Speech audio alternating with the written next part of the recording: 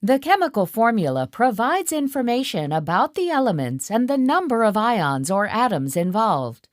Elements are depicted by their chemical symbol, while the relative number of ions or atoms is indicated with a subscript number. For example, table sugar, or sucrose, is a compound containing the elements carbon, hydrogen, and oxygen, represented using their symbols C, H, and O.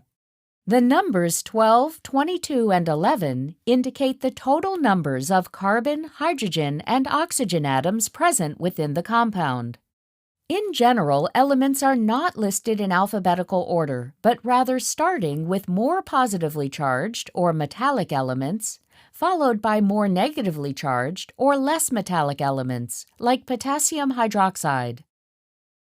Chemical formulas are categorized as molecular, empirical, and structural.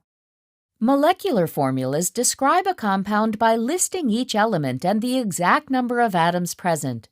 The molecular formula of glucose is C6H12O6, meaning glucose is composed of 6 carbon, 12 hydrogen, and 6 oxygen atoms.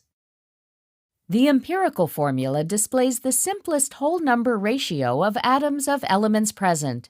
In glucose, the simplest ratio of carbon, hydrogen, and oxygen atoms is 1 to 2 to 1, giving it the empirical formula CH2O.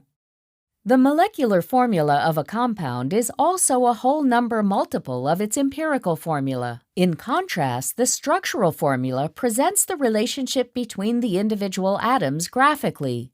The chemical symbols depict atoms, and short lines denote chemical bonds.